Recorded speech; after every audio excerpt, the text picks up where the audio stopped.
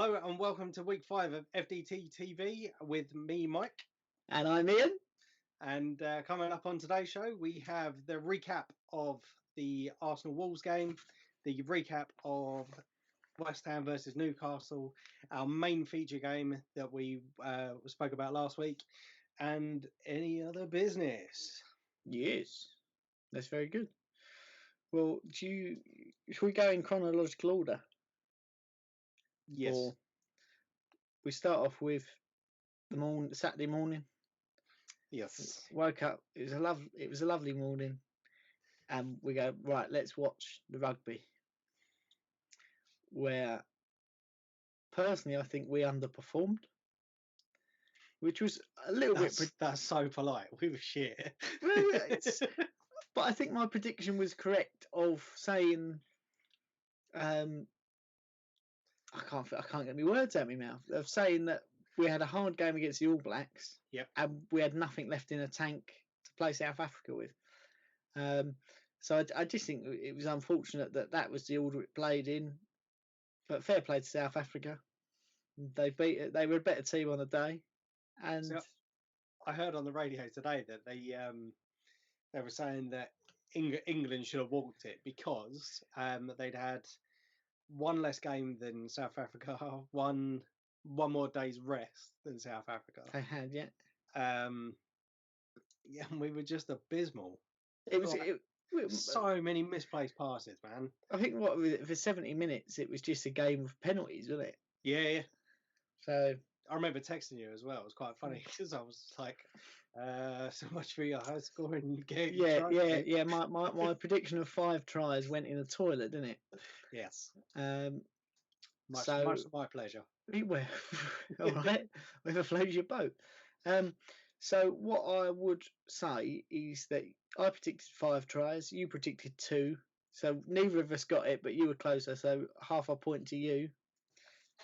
Which now it puts you on 4.5 points. All counts. You've got a half point lead on me, but we haven't got to the rest of the predictions yet. This is true. Don't count your chickens before they hatch. Then what happened on Saturday was Arsenal and Wolves, not Arsenal and Watford, as you tried to tell me it was. I did. I didn't watch it. I was a bit preoccupied with another match. Give us an update and a recap and a full process on the game. I'm not sure I really wanted to be honest. No, that's not what the point of this is. It's not. I don't really want to discuss it podcast, is it? This is the FIFA Day Trophy podcast where we discuss football. Okay, so we had second start for Ozil. I've got to admit I was over the moon when I saw he was starting. We had Tierney starting again. Yep. Then we had, I think, a pretty strong squad. I was feeling really optimistic. The only omission that we did have from the squad was Pepe, and I couldn't quite work out why he was omitted from the squad, but he didn't play. It's because he's not worth 72 million quid. The slow realisation's creeping in. So the first half was a good solid half. There was a vital save from Lowe right at the end of the first half, which we could have conceded from. Mm-hmm. But Pierre-Emerick Aubameyang, he did hit his 50th Arsenal goal. It's got to be record time, isn't it? No, he's actually slightly slower than Ian Wright. Ian Wright's still the quickest. Whose birthday was the other day? That was Saturday as well, wasn't it? Or was that Sunday? It was his birthday over the weekend. I think it was Sunday because I think it was the same day as Unai Emery's. Oh. Yeah, less of that in the bow. I did in my notes think there was going to be more goals in the second half, and how right I was. Just as a positive, I thought Ozil played really well throughout the game. I did think at one point he was going to be substituted off just because I know what Emery's like, but he actually lasted the whole 90 minutes. Go on, Ozil.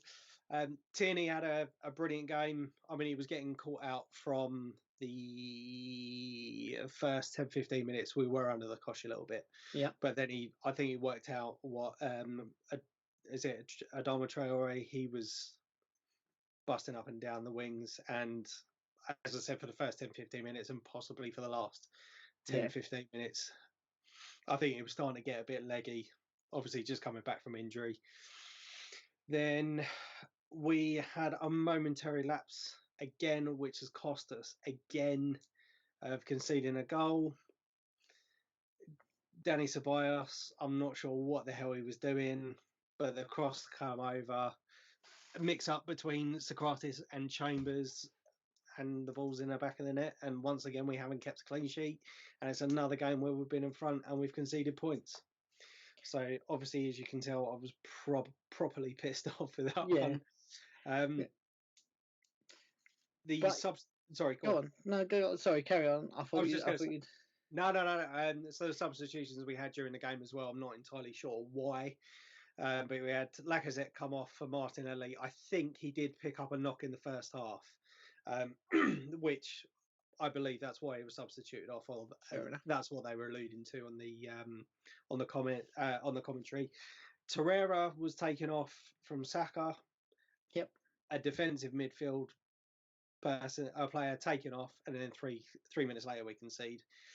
I don't know why that substitution come on. Then finally we had Tierney come off, and you're chasing a game. You want to try and get 3 points. What do? You bring on a left back. Well done, Emery. Top quality. Was Pepe on the bench? Yes, he was. So you would have thought maybe take if you're taking off a left back, put on a more attacking player. Mm-hmm. Fair enough. You must have seen what I was going to say. Is you must have seen it coming slightly though, because you did predict 2-2. I did. I told you. I can't. With his tactics at the moment, I can't see us winning. Even at home, I can't see us winning. It's so frustrating, and something needs to change quick. Well, you say something needs to change quick. There has been reports in papers and online, among other places, social media, that there is a serial winner that's been having dinner with the board. Yes. Now, not to say that means 100% that that's what's going to happen, but does that mean that there might be a replacement coming up? And if so, would you be happy with the special one, Jose Mourinho?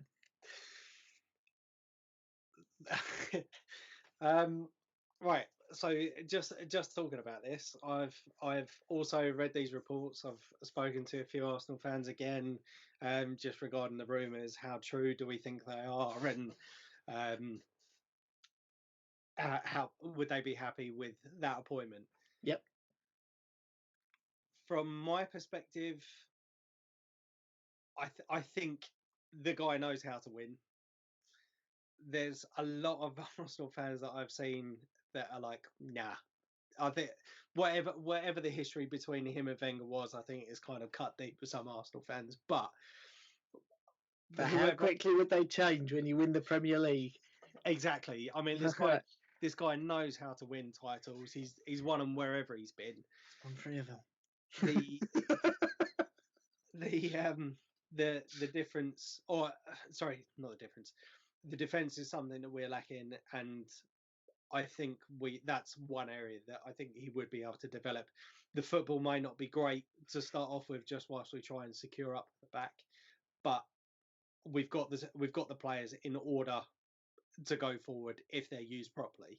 Yep. There's been several interviews that you've heard that I've seen where he's been saying he knows how to get the best out of certain players. Yep. And I think just from previous management positions he's done absolutely fantastic man management skills, and I do think he could be great for the club. Yeah, but I think he's had a little while out of the game to reset and start afresh, isn't he? So I personally think he's 100 times better manager than Emery is. So, well, I mean, watch his space. Emery hasn't really done anything this season. I mean, granted, we had a bit of a good spell last year, but the start of the season was crap. The end of the season was crap. It's been mediocre to start off with. I know we're sitting in 5th, but with the players that we've got, we should be higher up than that. You yeah. should be at least 3rd, I would say. But you did say a couple of weeks ago, watch out for Leicester. I did. I still haven't put my bet on. I regret it. So yeah, so that's the Arsenal game. Unless you've got anything else to add to it. No. I think that was fairly comprehensive. I do apologise if anyone's bored. Well, they had to watch it once, and now they've had to relive it. Shall we move on to West Ham? Yes. Newcastle. Mm-hmm. Again, this is one that I don't want to talk about particularly, but that's what we're here to do. Yep. All I will say is in that game, Newcastle have doubled their goal tally from the rest of the season. Yeah. So before they come into the game, they'd only scored 3 goals. They scored 4 in the game. One was correctly, for once, scrubbed off for an offside decision from Yedlin. But they should have had 4 goals by half time. St. Maximin. 5 or 6 by half time. 4 definite. St. Maximin wasted 2 chances. Yes. The only 2 things that Roberto did, but he's made those 2 saves. We'll come back to him because that's a point for me. What else have we got? An unchanged team from a team that struggled to get a point against Sheffield United. What's that about? I think Angelo Ogbonna will be thinking, what's he done wrong? Because he can't get anything right. Well, he doesn't seem to be able to get anything right. He was playing reasonably well, and now he's been dropped for Balwena, who was awful in the second game running. Pablo Zabaleta. I love him. I think he's a great player, but he's past it. He's with Yedlin and Maximin running down the wings. Like he was absolutely destroyed for 72 minutes. Ryan Fredericks on, who's got the pace to keep up. So that just confused me. There was no pace in the team at all. There's no clear system of how we play. It's just like we scored 2 goals right at sort of the last bit, but it's not a fair score, like reflection of the game. If you see that, you go, oh, it must have been a close game. It wasn't at all. We should have been destroyed. But Roberto, the goalkeeper, our backup goalkeeper. Sorry, I'm reading from his book. I shouldn't really. Our backup. That's. I just wanted to make sure I had every point in there that I'd done. But they say that the crowd is the 12th man. And there's no way in God's earth, if you're religious, or just the earth, that the West Ham crowd are going to get behind him because he's so poor.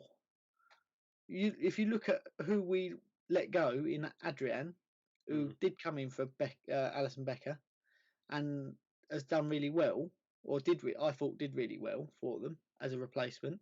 We've let him go to bring in a guy who's got stumps for hands.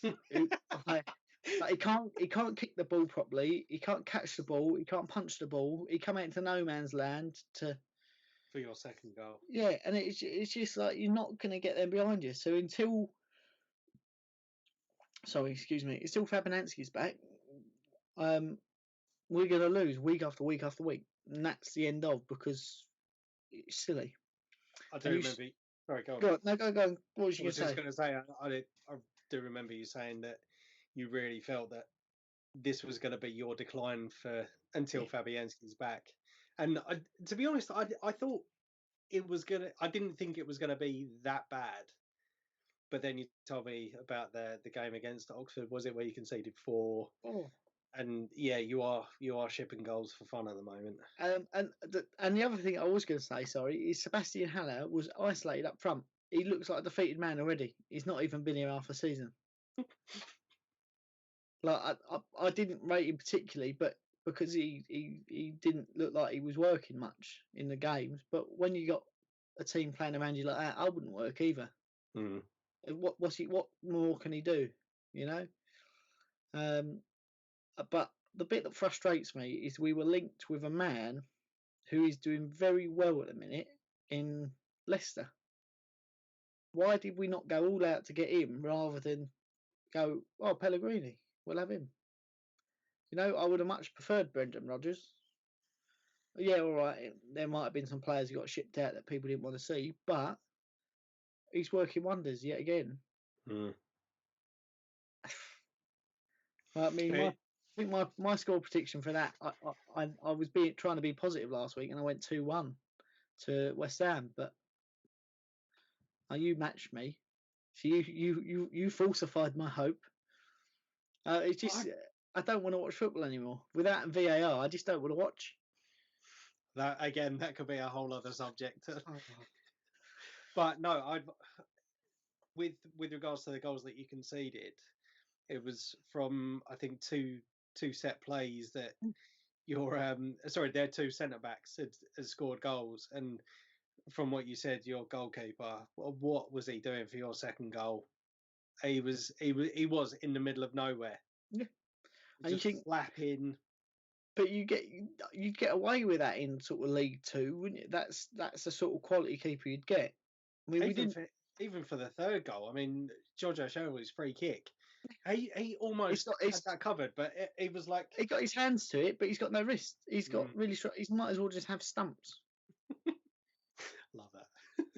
But it was very disappointing. I've got to be honest. But I did, when I start seeing the goals start coming in, I thought, oh, the comeback's on. But I think it was just left a little bit too late. Yeah, it's just frustrating. I mean, the frustrating bit is when you look at our under 23s team, we're playing. There's a system. They're playing quickly. They're scoring goals. If Nathan Holland isn't in the first team next week, then what's the point in having a youth team? Mm. He's smashing that. He made a couple of appearances on the bench last year, I think. Put him in. Him and Snodgrass.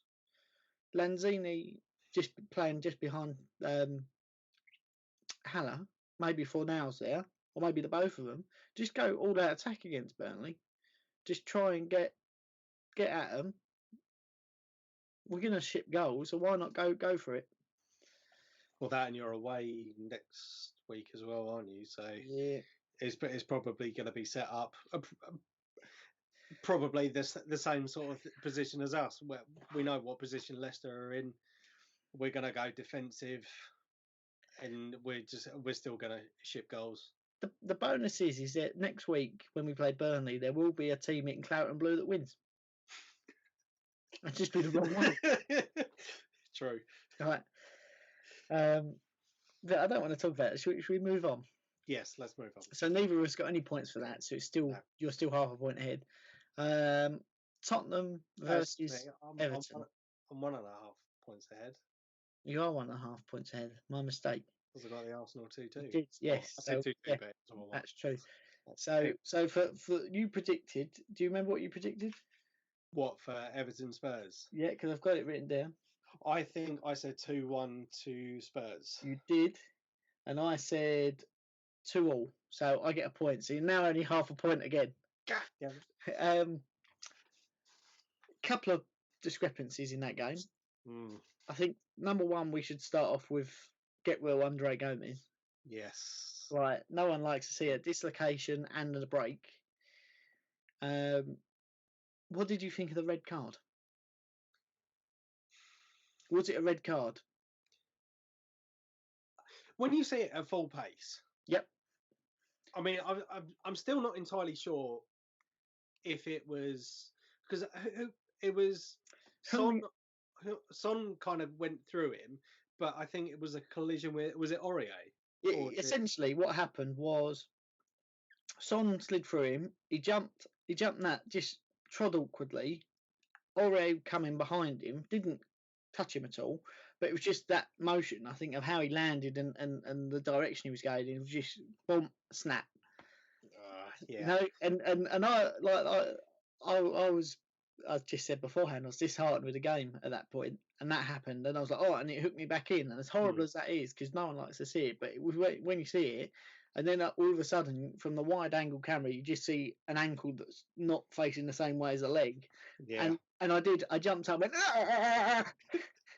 Yeah, I've got to be honest, I was a bit when I saw it, and when you even seeing the pictures afterwards, it is horrific. But in answer to your question, just from watching Match of the Day 2, they were saying that the reason why it was given a red is that if you endanger a player, that's it. Yeah. Then it does warrant a red card. But one of the presenters, I can't remember exactly who it was, but was saying that every time a footballer goes onto the pitch, they know the risks that's going to be coming. And literally, it could be a shoulder barge that goes into someone that they end up dislocating their shoulder. They're falling awkwardly, dislocating their shoulder, breaking their arm, that sort of thing. So in that perspective, I don't think it should have been a red card if you're just going by the letter of the law. Yeah. But I mean, I think I saw him do a similar challenge on someone else earlier. Or Son did. It was either a push in the back on someone earlier on in the game as well. Yeah. So I mean, it's a tough one. It's a tough one. I don't know how to call it. I think the yellow card was justified. I think the ref see it and went, oh bloody hell, he must have caught him there, and sent him off. I don't think he went in with the intention to break his ankle. But didn't that go to VAR again? No, I don't think it did. Oh right, I must have been persuaded by it. It may have done. It may have done in his era, but they didn't say anything about that. They didn't say there's a VAR check on it. But yeah, so it wasn't. I think if he hadn't got sent off, they would have had to substitute him because he was in a state, wasn't he? Yeah. So I don't think he was intentional by any means. What else happened? Dele Alli and his handball in the box. Or is not handball. He's not handball in the box. Now, what I would say about this is it took 3 minutes and 4 seconds for VAR to decide that it wasn't handball, and they looked at it from 101 angles. Mm-hmm. The bit that's frustrating for that is that Declan Rice had one that was almost identical, where he jumped, tried to get out of the way of it to move his arm so it didn't hit him, touched the tip of his elbow, given as a penalty. So how, when that hand is as high as he can get it to punch it, is that not a penalty? It quite clearly hit his hand. It's just inconsistent. That's what I've been saying for weeks. I think, but after that 3 minutes 4, where they showed it from every angle they were looking at it from. Do you know how many times they watched that clip? Yeah, loads, thousands. 26 times. Right, but every time it hit his hand. Right, it didn't. No, on the 26th one, it didn't go. Oh no, he's moved his hand this time. It hit his hand. It should have been a penalty. I mean, the commentators again on Match of the Day were saying that it was from his hands are in a unnatural position, but they were saying that there was an infringement on Dele Alli for the elbow or something, which it's all bollocks. It really is. Well, if you put it that way, Mane the other day was running at full speed while being challenged. The ball hit his thigh and bounced up onto his hand. It was a disallowed goal. That was the one against Man U, wasn't it? That was the one against Man U. So if that's the case, Declan Rice's point of his elbow for something very similar. There's no consistency to it. There's a ball to hand. There's a ball to elbow. Just get rid of it. There's another penalty one at Watford, wasn't it? Yes. At Watford, that was another just awful decision. Scrap it. But then you also had the VAR decision on Richarlison being fouled in the Spurs box. Yep. That wasn't given. Yep. Which again, I think is an awful decision. Yep. Yeah, I think you're right on that. Out of that game, I do think that Everton deserved at least a point. Yep. They were the better team by miles. I think what they're struggling with at the moment is that final ball into the box. They're just Walcott. He did it at Arsenal. He's done it for years. he was playing fantastically, and there's just no final product there. The same as Iwobi. I was just about to say Iwobi as well. Played well, but that last in that final third, that just the quality disappears. And that's one of the reasons why I think we ended up agreeing to the deal, because I mean he's a good dribbler, he's got some pace, but it's just his final product. I mean, we can't really say much about the current players that we got at the moment, but no, but yeah, I know what you mean. It's not someone who you would say, right, we're going to go for a Champions League and a championship season. He's not going to be first name on the team sheet. He's going to be a squad player, but I don't think he'd be that for long. But I don't have much else to say about it, really. I think there was a couple of dirty tackles from Spurs which weren't picked up by VAR, which could have been red cards. It just, yeah, I don't know what to say about it other than that. I think it's just that the only things that we can say is, I think with a lot of teams such as us, Spurs, Everton, West Ham, we are shipping goals at the moment. We're trying to play out from the back. Playing out from the back isn't working. None of these teams are good enough.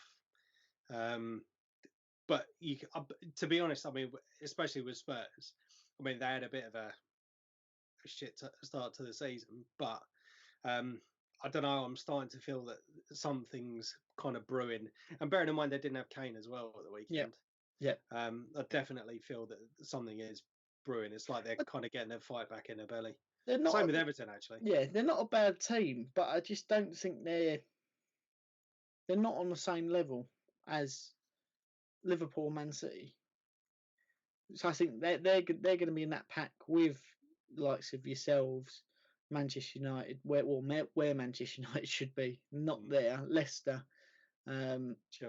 Chelsea. That's the group they're in. I think Leicester's going to finish third this season. To be honest, I mean, just looking at the table now, it wouldn't surprise me if the top four finish as it stands. It is now. So Liverpool, Man City, Leicester, Chelsea. Yeah. It wouldn't surprise me if that is how the season finishes. I mean, it's going to be tight between Chelsea and Leicester, I think. Yeah. But I wouldn't be surprised if it finishes that as the top four. Yeah. Yeah. No, I think I'll make it right. Unless we make drastic changes. If you change your manager, potentially you could shoot up there, but I hear he's only got a month. But is that month, if that is true, is that month going to do more damage than just binning him off now? I think have you got someone to replace him and come in now? Because we've got another international break coming up, haven't we? Yeah, after this game. Yeah, so I think if you lose this game, bin him off. That's what I said. Because that gives a week and a half, or 2 weeks almost, for a new manager to come in, start getting a system in place. Mm-hmm. It's not all right. It's not an ideal length of time, but it's longer than we've got 4 days till the next game. You know, there's some players will be out on international duty, but yeah. So, but that rounds up the football. So that leaves us on. I'm on 5 points and you're on 5.5. Yeah. So you are ahead. But there is one more bit of sport before we wrap this one up, and we'll make it quick because we're almost at the half-hour mark now. Was Masvidal Diaz, my favourite 2 fighters of all time. They were fighting it out for the bad motherfucker trophy or title. It was stopped, I think, prematurely, as did all the people who were there with the chorus of boos. From Diaz having a huge cut that he sustained in a fight against Pettis a couple of months ago, reopened. All I would say is the name of the title says it all. Masvidal is a bad motherfucker. You know, people have asked him about fighting Conor McGregor. His answer is, if he comes in and wins a fight, then maybe, because he's retired at the minute, but it'd hurt him because he's a little midget. And I believe every word that he says. Do you reckon he will come out of retirement? I think he will. He's meant to be fighting Donald Cerrone, from what I've heard, at the early part of next year. But I think if he gets in the octagon with Masvidal, he will just be obliterated. I like Conor McGregor. He's a good marketer. He's got a brain on him. He's done some silly things, but I just think he would be absolutely dismantled. Would be my prediction. But yeah, so hopefully they'll rerun the Diaz Masvidal fight, because I think everyone would like to see it like carry out in its full, well, till completion. Till one of them's, because I think, yeah, well that's it. But I think Diaz was really disappointed, but so was Masvidal, because it's not been knocked out. They've not been able to knock it out, won on points. There's not been a submission. It was stopped by a doctor for something that, like, the doctor should know the fighters. You should know Diaz is going to open up at some point in the fight, and he's just going to get on with it. But he'd rather die than lose, you know? That's the mentality of him. Yeah. I think there's got to be a shout out as well to the Black Beast, Derek Lewis, who won by a knockout. Or did he? No, he didn't. He won on points. But I think I'd rather be hit in the face by a truck. Like, the sound of some of those hits. Oh my God. Try and recreate it. No, worse than that. Oh. Imagine a freight train hitting another freight train. Wow. Like, and one of those freight trains is your face. Like that's the sound it makes. And you're just like, I don't think my face is that bad. But it's just like, how are you still alive? But one hit, my head would be on the moon. Just, well, I'm going to sleep forever now. But yeah, so we've got a new champion, deserved, thoroughly deserved. But just, I think the circumstances that surrounded it, I don't think anyone's going to be happy with. But yeah, that's all I've got to say about that. All right, Forrest Gump. Oh, well, should we wrap up this one and then go to part 2 for predictions for next week? And any other business. Can we make a rule? No VAR. I think we've done it to death. Do you know what? It's gonna creep in. It's gonna creep in. If I start, then just cut me off. I don't want to discuss it. You know. But yeah. So with that, remember to like the video, subscribe, share it, put the bell on. Go and check me and Mike out on Twitter. Handles are above us. We've got a slightly different layout this week. We will be adding to it. We've got a date for new videos. Yes. And we've got a lovely new intro in a minute. So, yeah, it's top bananas. See you in a bit. Thanks very much.